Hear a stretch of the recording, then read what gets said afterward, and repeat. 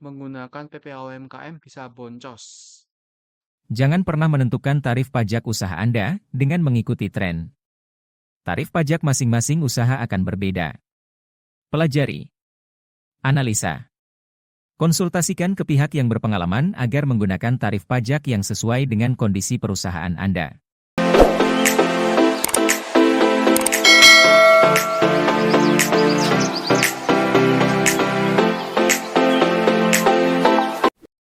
Selamat datang kembali di channel BSFI, channel yang memberikan edukasi seputar perpajakan secara gratis. Bagi teman-teman yang udah memfollow dan mensubscribe channel ini, terima kasih banyak.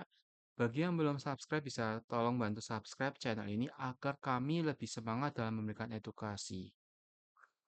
Pada kesempatan kali ini, kami akan memberikan edukasi seputar PPh UMKM. Apakah PPh UMKM itu tepat digunakan di seluruh usaha?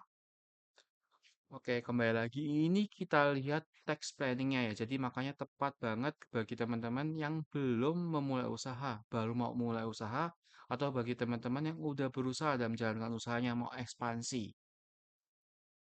Tentunya kita harus memperhatikan terlebih dahulu sebelum menentukan tarif yang akan kita gunakan, apakah menggunakan tarif PPh umum ataupun tarif PPh UMKM. Kita harus paham dulu apa itu PPh UMKM. Apakah seluruh perusahaan bisa menggunakan PPh UMKM? Tidak. Tidak seluruh usaha bisa menggunakan PPh UMKM ya guys. Berdasarkan PP nomor 23, ada banyak usaha yang tidak bisa menggunakan PPh UMKM. Apa aja di pasal 3? Penghasilan yang diterima atau diperoleh wajib pajak orang pribadi dari jasa sehubungan dengan pekerjaan bebas. Jadi kalau kamu menjalankan usaha pekerjaan bebas, tidak bisa tarif UMKM. Kemudian pasal B, penghasilan yang diperoleh dari luar negeri atau telah dibayar pajaknya di luar negeri itu nggak bisa pakai UMKM. Penghasilan yang telah diperoleh final, telah dipotong pajak final lainnya, itu tidak bisa UMKM juga. Contohnya apa? Sewa rumah, sewa rumah, jual rumah, ini tidak bisa menggunakan tarif UMKM guys. Kenapa? Karena ini telah dipotong dan telah diatur di peraturan lainnya menggunakan tarif final. Semua yang sudah diatur di peraturan lain menggunakan tarif final tidak bisa menggunakan tarif UMKM. Kalau kita udah sewakan rumah, ya kita harus menggunakan tarif PPh final. Tarif PPh final untuk sewa rumah berapa? 10%. Ketika kita setorkan dengan tarif UMKM, nah itu salah. Itu bisa mengakibatkan kita mendapatkan surat dari kantor pajak. Kamu sewaan rumah kok mungut pajaknya 0,5% doang. Seperti itu. Nah, kemudian jasa-jasa hubungan pekerjaan bebas itu apa aja? Ini dia listnya guys, tenaga ahli, seperti akuntan, arsitek, dokter, konsultan, notaris. Kemudian B, pemain musik, pembawa acara, penyanyi, pelawak, bintang film, bintang sinetron, bintang iklan, sutradara, kru film, foto mode, peragawan, peragawati, pemain drama, dan menari. Ya, mungkin di pasal B ini adalah yang banyak beken sekarang adalah konten kreator. Konten kreator seringkali banyak menggunakan tarif UMKM. Nah, itu nggak tepat ya guys. Untuk konten kreator tidak bisa menggunakan PPh UMKM guys. Untuk konten kreator, kalau orang pribadi wajib menggunakan PPh 21. Kalau berupa badan, ini juga nggak bisa ya guys, karena badan tersebut menjalankan usahanya konten kreator, jadi tidak bisa menggunakan PPh UMKM. Nah, jadi tidak seluruh usaha bisa menggunakan PPh UMKM guys. Lalu, apakah seluruh usaha yang bisa menggunakan PPh UMKM itu bisa menggunakan atau lebih efisien menggunakan PPh UMKM? Belum tentu guys. Kembali lagi ke dalam bisnisnya itu apa. Secara ketentuan boleh menggunakan PPh UMKM. Banyak banget secara ketentuan boleh menggunakan PPh UMKM. Tapi apakah tepat menggunakan PPh UMKM? Oke, kita langsung ke contohnya guys. Contohnya yaitu, saya kasih contoh di sini yaitu usaha toko kelontong, toko sembako. Toko sembako ini punya margin yang tipis guys. Punya margin yang tipis. Sehingga kalau menurut saya tidak tepat menggunakan PPOMKM. Kalau kita menggunakan PPOMKM bisa boncos, guys. Nah, kalau usaha yang lain bisa tepat menggunakan UMKM, ada tepat, ada enggak. Jadi tergantung usahanya. Jadi kita nggak bisa bilang seluruh usaha tepat menggunakan UMKM atau enggak. Itu dilihat lagi dari tax planningnya, guys. Dilihat lagi dari tax planningnya ya guys. Jadi apakah tepat atau enggak menggunakan UMKM? Kembali lagi ke tax planning.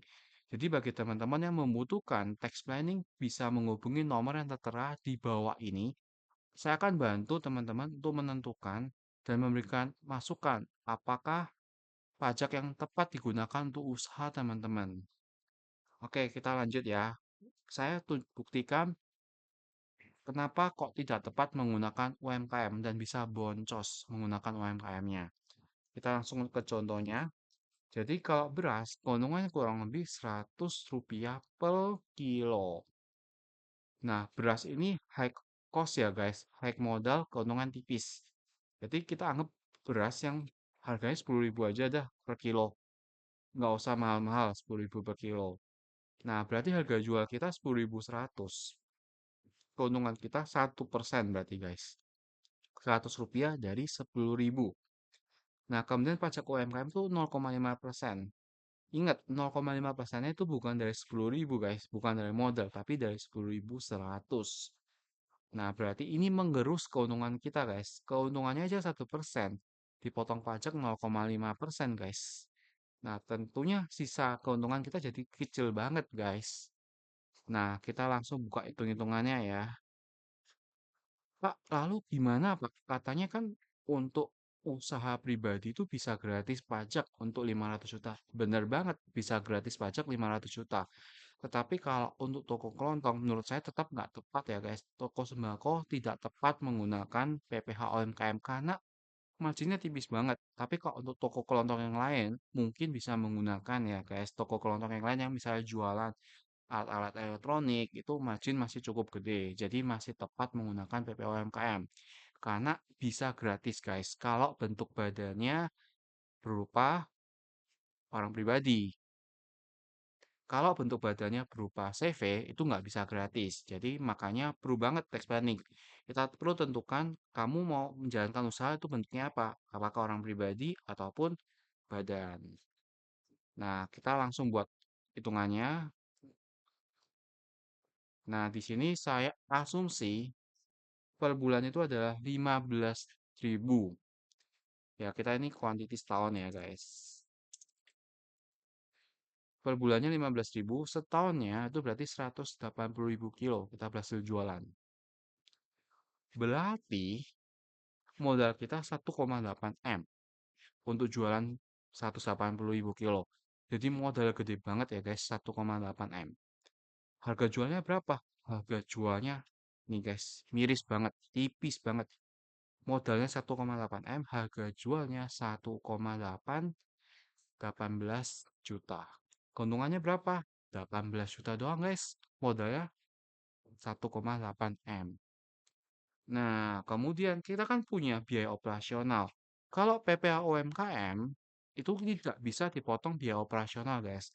Pajaknya itu langsung 0,5% dari, bukan dari laba kotor, tapi dari harga jual dari 1,8 M. Oke, katakanlah ini adalah orang pribadi, guys. Berarti 1,8 M itu kita nggak bayar pajak full dari 1,8 M. Didiskon, guys, 500 juta free.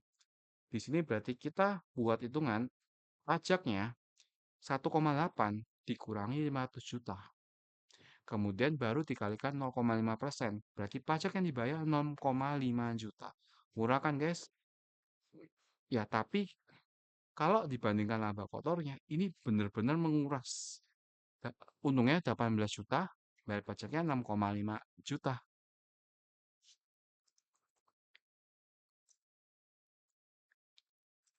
Sehingga keuntungan bersih itu menjadi 10,7 juta guys. Nah, kalau PPh UMKM itu seperti itu bayar pajaknya. Tapi kalau kita ke PPh umum, keuntungan kita tadi berapa? 18 juta. Dipotong dulu sama biaya operasional, guys. Dipotong dulu sama biaya operasional. Apa aja kemungkinan biaya operasionalnya? Biaya sewa. Katakanlah sewa itu 500.000 per tahun ya. Kemudian kita bayar listrik 150.000 per tahun. Ini contoh ya, ilustrasi ya. Kemudian total biaya kita berarti 650.000 guys. Total biaya 650.000. Berarti total keuntungan kita berapa? 18 juta dikurangi biaya tadi 650. Total keuntungan kita 17.350.000. Ini laba bersih kita. Pajak PPh umum itu tarifnya berapa? PPh umum itu pajaknya tarifnya 22%. Tetapi kalau omset kalian di bawah 4,8 M dapat diskon guys 50%. Dapat diskon 50%.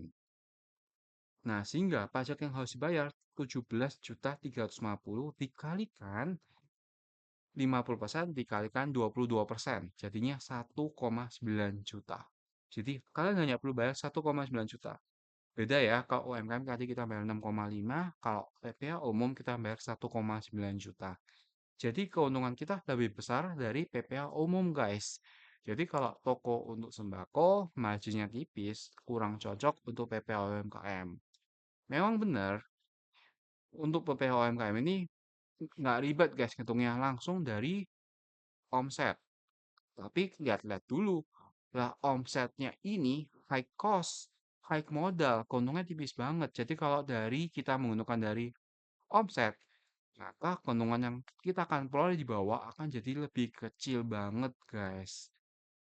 So, UMKM tuh nggak selalu lebih menguntungkan, guys, pajak UMKM. Jadi, kita untuk menentukannya perlu dengan bijak apakah cocok atau enggak tergantung dengan usaha kalian. Oke, sampai di sini edukasi terkait dengan PPOMKM ini.